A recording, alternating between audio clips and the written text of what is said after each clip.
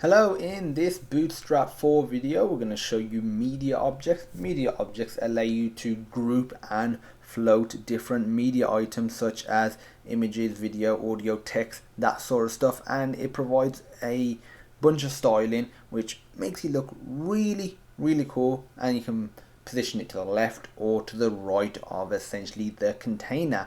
And what I want to do is also show you, or actually once I've coded it, I want you to just think for a second what it looks like, because chances are you've seen something very similar. First of all, I'm just going to change the last element, aka this one, to span 12 columns in the extra large screen size. I'm going to remove the blue background simply because it's going to look a bit nicer with our media object. So now this is on a separate line. Inside here, I'm going to get rid of the hello world. Now let's start creating our media objects. I'm going to put div class media. This is all built in, all these classes are, so we're not going to be coding any CSS for any of this, even though I'm putting it within an element which has classes of column and how many column spaces you want it to span. You can put it outside of the column, put it outside of the row, put it outside of the container, but it just works a lot better within Bootstrap's elements and CSS. So within here I'm going to put an A, and for this I'm going to put a class of media dash left href, and for this I'm simply just going to put, actually you know what, I'm going to put Google. Actually I won't even put Google, I'm going to put Sonar Systems.co.uk.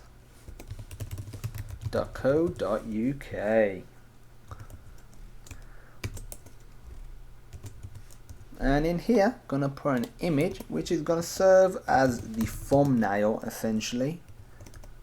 src equals, it also needs a class, we'll add the source in a moment, media dash object, and for the image you want a square image.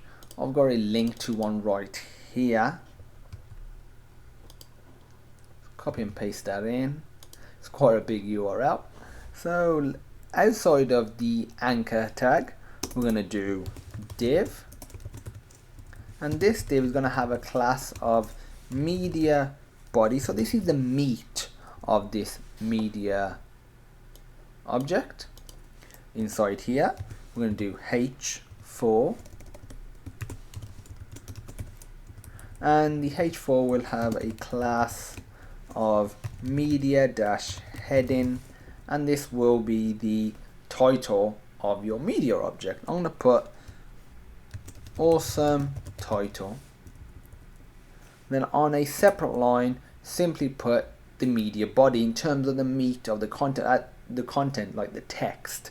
For this I've got a random paragraph right here, so copy that, paste it right here, and now we're all looking good. I'm just going to save this, go back to our web browser, refresh, and there we go, we have a media object within an element. And now if we start resizing it, it adjusts accordingly, and the reason it's gone like that is simply because on the medium screen size this spans 4 columns, and it works really well. It doesn't sort of overflow or do anything like that, so it's great for a blog, for news websites, and as you can see it's adjusting amazingly well. And I said at the start of this video, I want you to look at this and have a look, what does it remind you of? And if you haven't already guessed, it's like commenting on a lot of blogs. So they'll have, usually this will be a thumbnail or an icon of the user that's commented. This could potentially be the date or even the title for the comment, and this could be the actual comment itself. Or actually no, sorry, this will usually be the name of the user that's commented. This would be the icon or the thumbnail of the user, as we said, and this will be the comment that the user has posted. So this is a great way for creating comments on your website without having to do all the styling for it. But obviously you can do a lot more. Like I said, you can use it for blogs, for media articles, for news, that sort of stuff. So that's it for the basics of media objects. Actually, one last thing, if you simply put this as media-right, save it, go to the web browser, refresh, and put this afterwards like so. As you can see, it is now on the right. With a couple of small changes, we can adjust the position of the objects inside of the media object. I'm going to revert it to how it was because I liked it like so. So that's it for media objects. If you have any questions, feel free to post them on our education platform, stonarlearning.co.uk/questions.php. There'll be a link in the description to that, so you don't need to remember it. Plus there'll be another link in the description to the source code from this video. And as usual, thank you for watching, and I hope you have a great day.